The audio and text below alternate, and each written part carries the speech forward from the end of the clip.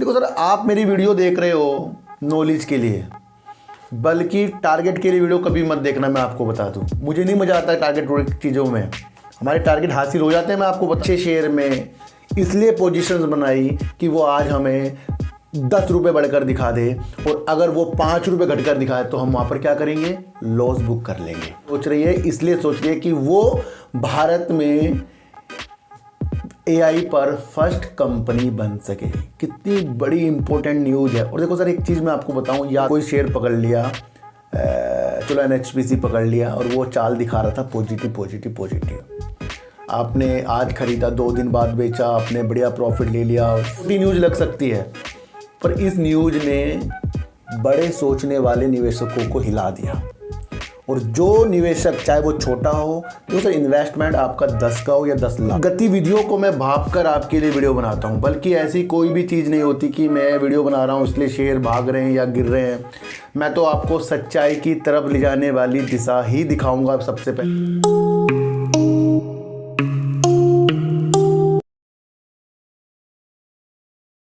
नमस्कार, मैं स्वागत करता हूं आपका अपने ही चैनल पर, जिसका नाम है सार्थक बाजार से। आज अडानी ग्रुप के बारे में समझेंगे और अडानी ग्रुप क्या क्या चीज़ें कर रहा है उसके बारे में समझेंगे। जैसे अंबुजा सीमेंट, अडानी इंटरप्राइजेज या फिर अडानी पावर में क्या हलचलें हो रही हैं उसके बारे में आज हम समझेंगे। और बात करेंगे रिलायंस पावर के बारे में, क्योंकि कंपनी अपने कर्ज उतारने पर ध्यान दे रही है। तो जब कंपनी अपने कर्ज उतारने पर ध्यान दे रही है तो हमारी प्रतिक्रिया क्या बननी चाहिए, उसके ऊपर आज हम विचार करेंगे। और AI पर कौन सी पहली फर्स्ट कंपनी अपने को बनाने में तुली है, उस कंपनी के बारे में भी बात करेंगे, जिस कंपनी का नाम है विप्रो। देखो सर, मेरी जितनी भी वीडियो है, मैं आपको फिर से एक बार बता दूं, सारी के सारी काम पर आधारित होती है, तथ्य पर आधारित होती है ना, फैक्ट पर आधारित होती है। तो उन गतिविधियों को मैं भाप कर आपके लिए वीडियो बनाता हूं। बल्कि ऐसी कोई भी चीज़ नहीं होती कि मैं वीडियो बना रहा हूं इसलिए शेयर भाग रहे हैं या गिर रहे हैं। मैं तो आपको सच्चाई की तरफ ले जाने वाली दिशा ही दिखाऊंगा सबसे पहले। मेरा ये काम है ना, मैं ऐसा कोई भी काम नहीं करूंगा जो आपको अंधेरे पर रख कर आपको मैं खुश करता जाऊं। अगर अडानी ग्रुप के ऊपर मेरी पॉजिटिव नज़र है तो क्यों है, या रिलायंस पावर पे मेरी पॉजिटिव नज़र है तो क्यों है, या विप्रो में है, या फिर HDFC बैंक हो गया, आइडिया हो गया, मेरी जो भी नज़रें हैं क्यों है, वो सारी की सारी आपको पता है उनके काम के थ्रू बनेगी, या कोई नेगेटिव पॉजिटिव न्यूज़ आएगी उसके द्वारा बनेगी, है ना। तो आज मैं आपको बड़े तथ्यों के अनुसार वो चीज़ें समझाऊंगा। इन सब की बात करने से पहले आज मैं आपको थोड़ा सा बता दूं अपने लड़के के बारे में, जो अक्षत छेत्री है, जिसने अपनी पूरे सेक्शन में ही फर्स्ट आकर मुझे थोड़ा सा और रोमांचित कर दिया। तो आप मेरे लड़के को थोड़ा सा आशीर्वाद दे सकते हैं, क्योंकि वो अपने सेक्शन में और अपनी क्लास में सबसे ज़्यादा उसके नंबर आए हैं। वो गॉड गिफ्ट है उसके अंदर, है ना। उसके अंदर अलग ही तरीके की पढ़ाई करने का, या अभी आपने देखा होगा चुनावी बॉन्ड का मामला चल रहा है। अभी वो 7th क्लास करके 8th क्लास में गया है, और चुनावी बॉन्ड जो आज को चंदे की चीज़ें चल रही है ना सर, मैं खुद हैरान हो गया। उसने उसके बारे में मुझे बता दिया कि पापा ये चीज़ें हो रही हैं। इतना छोटा लड़का, लंबाई ज़्यादा बढ़ गई छोटी क्लास में, और वो इस तरीके की अर्थव्यवस्था की चीज़ों को ध्यान में रखकर नॉलेज गेन करता है।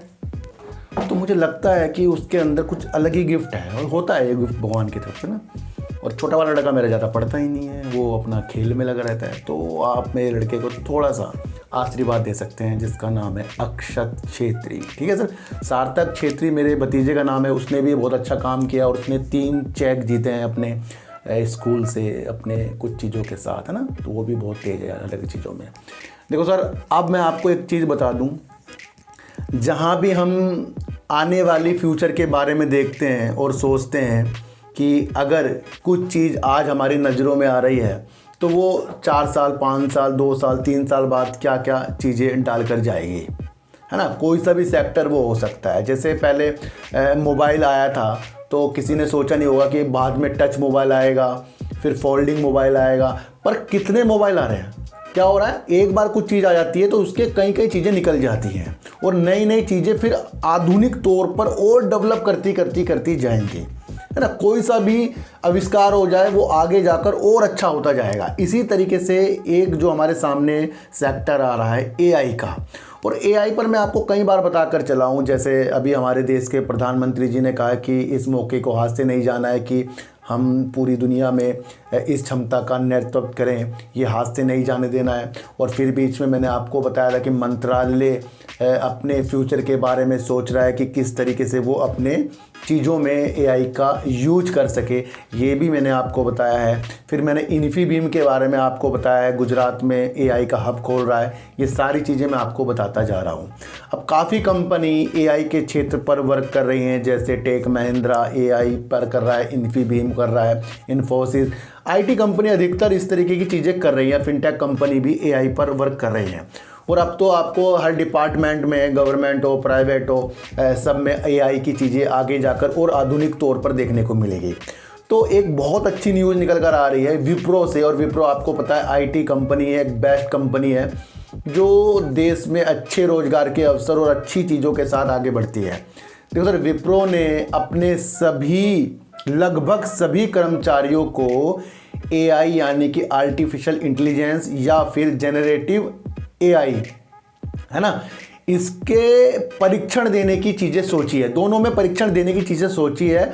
और लगभग जब अपने सभी कर्मचारियों को इस तरीके से परीक्षित करने के लिए यानी कि ट्रेनिंग देने के लिए वो सोच रही है, इसलिए सोच रही है कि वो भारत में एआई पर फर्स्ट कंपनी बन सकेगी। कितनी बड़ी इंपॉर्टेंट न्यूज़ है। और देखो सर, एक चीज़ मैं आपको बताऊं, या तो वो कुछ कर्मचारियों को होता, लेकिन यहाँ पर न्यूज़ में है लगभग सभी कर्मचारियों के। लगभग जब सब आ जाता ना तो 100 में से 1-2 ही छूटेगा, तो 100 ही मान लेते हैं भाई। लगभग वो अपने सारे कर्मचारियों को एआई पर ट्रेंड करना चाह रही है, और उससे कर वो एआई पर फर्स्ट कंपनी बनेगी। तो विप्रो कैसा दिख रहा है अब आपको?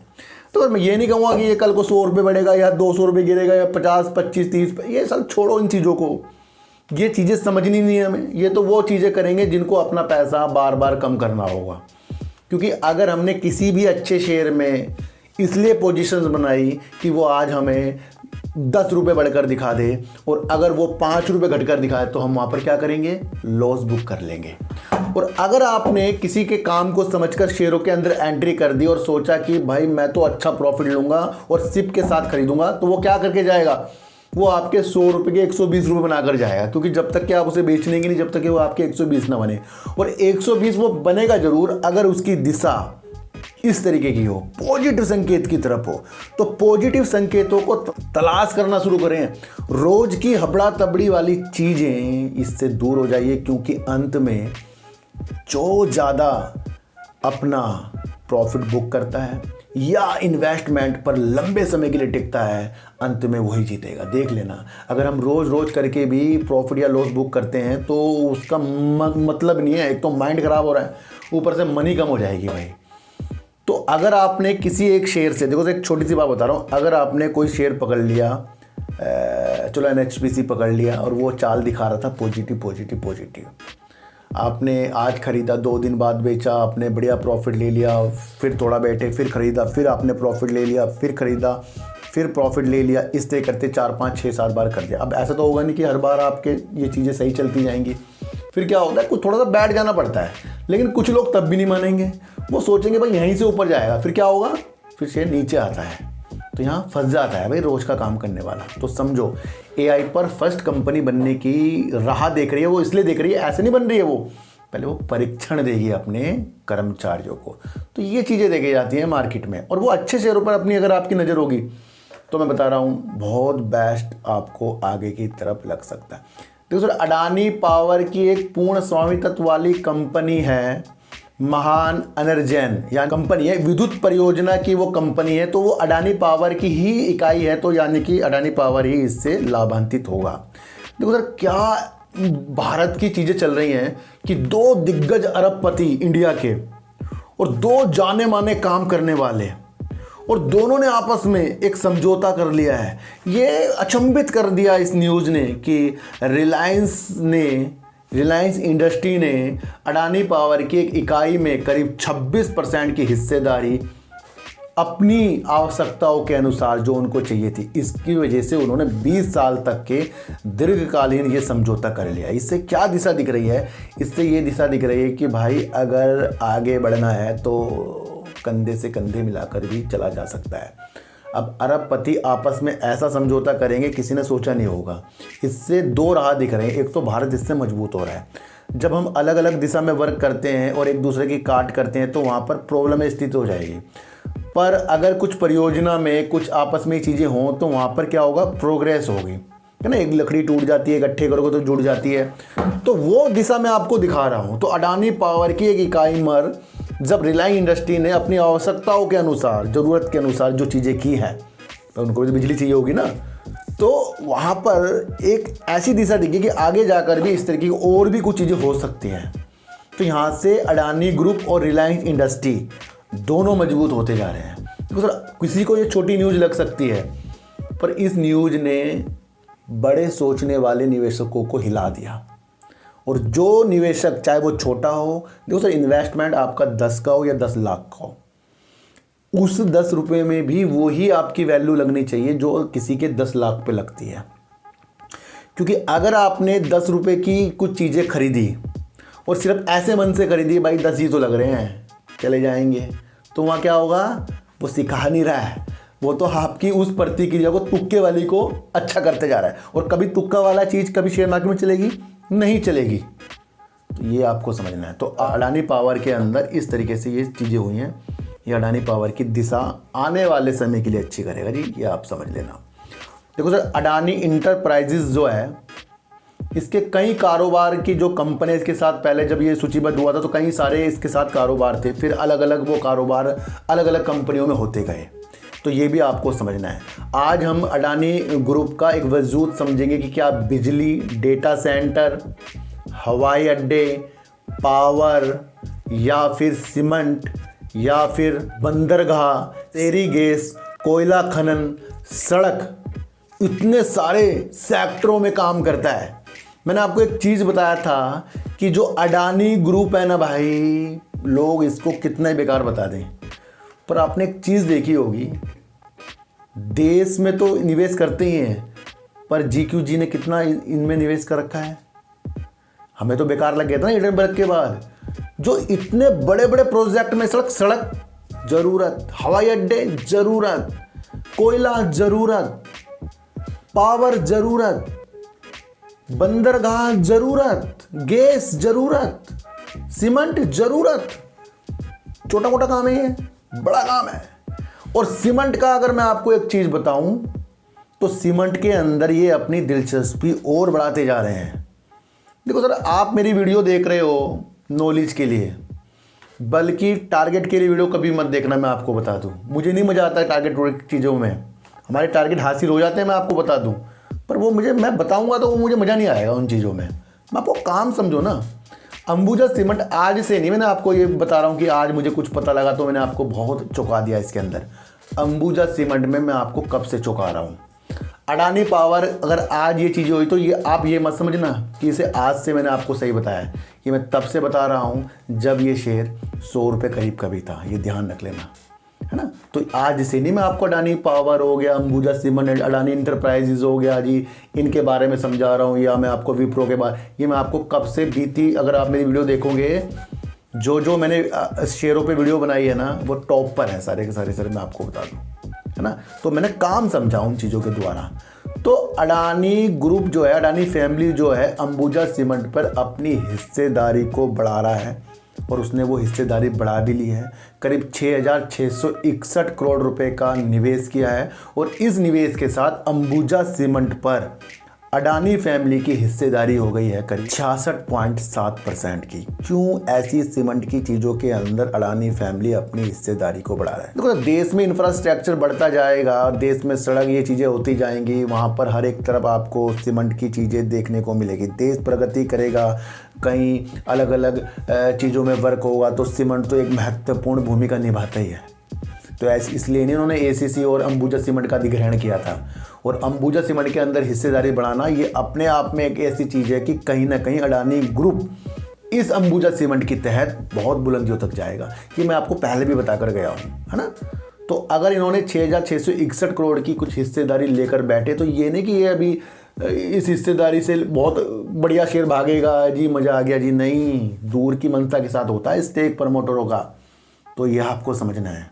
देखो सर, एक चीज़ मैं आपको और बताऊं, अभी तक के अडानी ग्रुप था मेटल सेक्टर की तरफ आधिकारिक रूप से हमारे सामने नहीं था, पर अब आधिकारिक रूप से अडानी इंटरप्राइजेस की एक सहायक कंपनी ने ऐलान कर दिया है कि उसने गुजरात के मुद्रा में तांबा संयंत्र जो है शुरू कर दिया है, और पहले चरण में करीब 5 लाख प्रति टन क्षमता से उत्पादन करेगा तांबे में।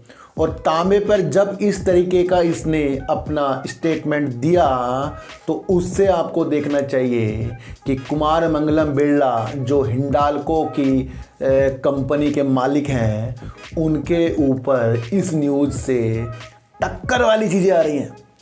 भाई, अडानी ग्रुप अब आपको मेटल सेक्टर यानी धातु सेक्टर में उज्ज्वलता की ओर देखने को मिला है। ये 3-4 न्यूज़ ना सर, तांबा, अंबुजा, अडानी और रिलायंस इंडस्ट्री, ये 2-3 दिन के अंदर इतनी खतरनाक न्यूज़ आ गई है, समझने वाली बात है।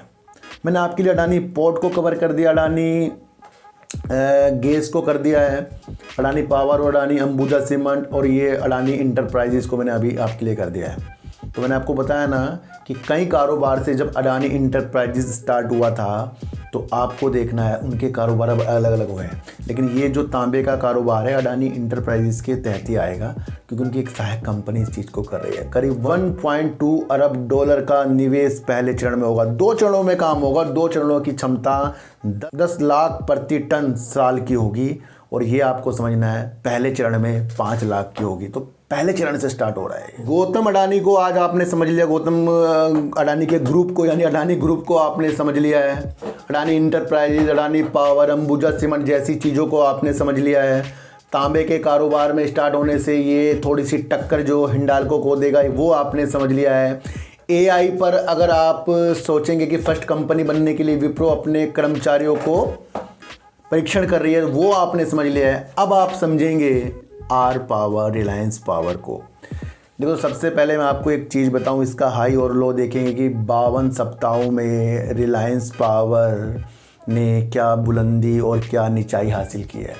सबसे पहले इसका लो अगर हम देखें तो वो करीब 9 रुपये 87 पैसे का इसने लो, और हाई करीब 33 रुपये 20 पैसे का मार दिया है ना।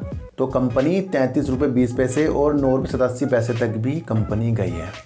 देखो सर, कंपनी के ऊपर है कर्ज, ये भी आपको समझना है। और कंपनी के ऊपर कर्ज अगर है तो कंपनी क्या कर रही है, कंपनी उसे उतार रही है। तो कंपनी कर्ज उतारते हुए आपको बीते दिनों और या अभी हाल ही में देखने को मिली है। तो यहाँ से ये कंपनी पॉजिटिव तो है, पर हाल ही के 2, 4, 5, 6 दिन के अंदर तो कुछ हो सकता है, इसके अंदर तेज़ी आ सकती है, क्योंकि बड़े बड़े एनालाइज करने वाले इसके करीब 34 रुपये के भी टारगेट दे रहे हैं और 22 रुपये का स्टॉप लॉस भी दे रहे हैं। तो 34 गया तो भाई टारगेट पूरा हो गया, नीचे आ गया तब भी उनका टारगेट पूरा हो गया। देखो सर, मैं किसी भी कंपनी के अंदर अपनी प्रतिक्रिया न्यूज बेस कभी नहीं दूंगा, मैं काम के प्रति दूंगा। मैं आपको एक चीज़ बताऊं कि कंपनी के अंदर आती रही पॉजिटिव न्यूज और कंपनी कर रही है लॉस, तो कंपनी यहाँ मजबूत है या बेकार है, आप समझो। सबसे पहले आप मुझे एक चीज़ बताओ कि जिस कंपनी ने साल दर साल अपने लॉस को 1137 करोड़ का लॉस किया है इसने, जो पिछले साल 245 करोड़ का लॉस किया था, तो यहाँ कंपनी लॉस कर रही है और लॉस के साथ साथ ही कंपनी अपने कर्जे को उतार रही है। तो जब कंपनी अपने कर्जे को उतारती है तो वो अंदरूनी तरफ से मजबूत होने के लिए उसे उतार रही है, बल्कि अपने द्वारा हमको प्रॉफिट देने के लिए नहीं उतार रही है वो। देखो सर, किसी कंपनी के ऊपर कर्जा यानी कि कंपनी पहले बर्बाद थी, तभी तो कर्जा हुआ इतना उसके अंदर, तभी इतना उसका पेनी स्टॉक की तरफ आया है। कहते हैं कि ये 400-500 में शेयर था। पर कर्जा उतरना किसी कंपनी का ये वादा नहीं कर रहा है कि वो कंटिन्यू अपनी तेजी को दूर तक देखेगा। और अगर कर्जा उतरने के साथ साथ कंपनी का बैलेंस शीट निकलती जाए, यानी कि लॉस से प्रॉफिट में आती जाए और सेल्स में ग्रोथ, सेल्स तो ग्रोथ करिए न साल दर साल और ग्रोथ होती जाए, तो वो बन जाता है कम से कम 3 से 4 साल का इन्वेस्टमेंट। यानी कि ये कंपनी फ्यूचर के लिए बेस्ट है। देखो सर, हाल ही में ये 34 रुपये का टारगेट है, 33 तो जाके आ गया है। इस कंपनी के अंदर आप लॉन्ग की दृष्टि बना सकते हैं। देखो सर, एक चीज़ न्यूज़ निकल कर हो रही थी, JSW एनर्जी ने करीब 45 मेगावाट की इनकी पवन ऊर्जा की एक परियोजना भी हासिल करी थी, हिस्सेदारी भी उन्होंने उसमें खरीद ली थी, यानी अधिग्रहण कर लिया था। तो यानी कि इन्होंने अपना एक RE यानी रिन्यूएबल एनर्जी का एक चीज़ें बेच दी। तो ये क्या था? ये निगेटिव था, लोग कह रहे हैं पॉजिटिव था। कर्जा कंपनी उतार रही है, ये पॉजिटिव है, पर उतना पॉजिटिव नहीं है जितना हम इसको समझेंगे। मैं गलत नहीं बोल रहा हूँ, आप मेरी एक बात समझो। कंपनी के अंदर 1137 करोड़ का लॉस था, अब इसका Q4 आएगा। उस Q4 में अगर ये अपने लॉस को कम करते हैं या प्रॉफिट दिखाते हैं, तब ये कंपनी अच्छी हो जाएगी। कंपनी के पास अभी भी कर्ज है और कंपनी उस कर्ज को उतार रही है, तो उस पर आपको ध्यान देना है। कंपनी कर्ज उतार कर कभी भी हाल ही के दिनों में अच्छी नहीं हो सकती, पर कर्ज उतारने से वो फ्यूचर में अच्छी हो सकती है, क्योंकि वो उस कर्ज को उतार रही है जिस कर्ज की वजह से वो डूब रहा था, है ना। देखो तो 2 तरीके होते हैं। कंपनी के अंदर प्रॉफिट बढ़ रहा है, सेल्स बढ़ रही है, प्रोजेक्ट बहुत सारे हैं, कंपनी के ऊपर कर्जा चलो मान लो है, और उस कर्जे को कंपनी उतार रही है और उसके बाद भी गेन करती जा रही है, तो वो होगा एक पॉजिटिव, है ना। तो ये आपको समझना है। देखो तो कंपनी कर्जा उतार रही है, ये इसके कैश फ्लो से भी हमें दिख रहा है। और सबसे बड़ी बात ये भी है कंपनी के अंदर कि इसकी ऑपरेटिंग सिस्टम से, यानी ऑपरेटिंग एक्टिविटी से इसने हर साल पैसा जोड़ रहा है। तो इस बार भी इसने मार्च 2023 में करीब 4024 करोड़ कम से कम अपने ऑपरेटिंग सिस्टम से कमाकर पैसा लगाया है, यानी कि बेस्ट है। दूसरा, इन्वेस्टिंग से कुछ नहीं कमाया। लेकिन तीसरा इसका सबसे इंपॉर्टेंट है, जो हमें 2023 मार्च में भी देखने को मिला, क्योंकि वहाँ पर भी कंपनी ने अपने रीपेमेंट की थी, इंटरेस्ट पेड किया था। तो ये एक बेस्ट है, पर दूर की दृष्टि के साथ। तो इन्होंने फाइनेंसिंग एक्टिविटी में माइनस किए हैं, ये भी एक बेस्ट चीज़ है। देखो सर, कंपनी के अंदर प्रमोटर से ज़्यादा पब्लिक है, और पब्लिक करीब 58.64% के। बाकी आप इसका वो चीज़ें देख सकते हैं शेयर होल्डिंग पैटर्न का, है ना। तो कर्ज उतर रहा है, और इस तरीके से कोई आपके लिए न्यूज़ बना रहा है कि भाई बहुत बढ़िया बहुत बढ़िया, तो कर्ज उतर रहा है, लेकिन साथ साथ कंपनी का लॉस भी बढ़ रहा है, उसे आपको देखना है। 4-5 यानी कि आने वाले 4-5 क्वार्टर और इसके अच्छे बीतने दो, ये कंपनी ऑटोमेटिकली अच्छी हो जाएगी। देखो सर, कंपनी अच्छी है, कोई बड़ी बात नहीं है। कंपनी कर्ज उतार रही है, पॉजिटिव, ये पॉजिटिव संकेत होते हैं कि हाँ, कंपनी को सुधार करे। ये नहीं कि कंपनी अपना पुराना कर्ज उतार रही है और उससे हम उसे देखेंगे 70-80 रुपये में जाएगा। अगर 70-80 रुपये में अगर कर्ज उतार के जाएगा भी ना सर, तो वो अपने लॉस के साथ फिर नीचे आएगा, ये ध्यान रख लेना। क्योंकि कंपनी लॉस कर रही है, 1137 करोड़ का लॉस किया है, और कंपनी अगर 70 तक जाए और वो अपने लॉस को पूरा करके प्रॉफिट करते आगे आगे तक जाती रहे, तो फिर कंपनी हाँ जम जाएगी। फिर भी ये शेयर लंबे समय के रखने के लिए है सर, मैं आपको बता दूँ, है ना। तो कोई आपको कर्ज, हम न्यूज नहीं समझते हैं कि कर्ज उतर गया तो इससे क्या, कर्ज उतरने से उसकी सेल्स या उसके प्रॉफिट आ जाएगा। छोटी सी बात है, ये आपको समझ के चलना। अब किसी को भी समझ में नहीं आ रहा ना, रिलायंस पावर दोबारा से पूछ लेना। हाल ही के दिनों में तो ये तेजी दिखा सकता है, जिस तरीके से इसके टारगेट निकल कर, क्योंकि सर टारगेट तो निकल कर आ ही जाएंगे। 34 में जाए, 70 में जाए, 35 में जाए, कहीं भी जाए, फंसाएगा ही फिलहाल। क्योंकि मैं इसकी बैलेंस शीट देख रहा हूँ, और अगर आपको बैलेंस शीट देखनी आती है तो आप भी देखिए। देखो सर, कंपनी के ऊपर जो कर्जा है वो करीब, जो अभी बैलेंस शीट में दिख रहा है अभी तक हमें 20,600 करोड़ रुपए करीब का है, और कंपनी के पास रिजर्व कितना है, करीब 1,016 करोड़ का है ना। तो उन कर्जों को कंपनी उतार रही है, ये मुझे अच्छा लग रहा है, पर इससे मैं शेयर प्राइस को ऊपर या की तरफ की संकेतों के साथ नहीं देख सकता, जब तक इसके मुझे क्वार्टर कुछ अच्छे ना दिखे। तो अडानी ग्रुप की मंशा आज मैंने आपको पूर्णतया बता दी है, बढ़िया काम कर रहा है। दूसरा आपको समझना है, विप्रो फर्स्ट कंपनी AI पर बनने के लिए जोरदार परीक्षण की देने की तैयारी कर रहा है। रिलायंस पावर एक पॉजिटिव संकेतों के साथ, दूर की दृष्टि के साथ देखना चाहिए, क्योंकि वो अपने बीते कर्ज को उतार रहा है, और बीते कर्ज को उतारने से कोई भी शेयर आपको इतना इंपॉर्टेंट नहीं लगना चाहिए कि आप सारा पैसा उसमें झोंक दो, है ना। तो अभी तो पेनी स्टॉक की तरफ ही है, बढ़ने को 2-4 रुपये बढ़ेगा, फिर लोग कहेंगे सर देखो आपने तो कहा था दूर रहो, ये तो 4-5, सर मैं तो उसको मानता ही नहीं। कि जो मुझे नेगेटिव दिख रहा है उसमें वो पॉजिटिव हो जाए बाद में, वो कभी ना कभी अपना आप ही हो जाता है ना। तो किसी के भी कहने पर शेयरों को खरीदना बेचना मत, सच्चाई को जाने, सच्चाई पर चलते जाएं। सच्चाई आपको कम प्रॉफिट तो दे सकती है पर आपको फंसा नहीं सकती, इतनी बात नहीं समझ लेना। तो सर चींटी को आटा दीजिए, गाय को रोटी दीजिए और अपने बच्चों को ज़्यादा से ज़्यादा प्यार कीजिए, क्योंकि बच्चे ही आपकी मासूमियत से किस्मत पलटेंगे। तो फिर मिलेंगे आपसे नई वीडियो के साथ, जब तक के लिए नमस्कार।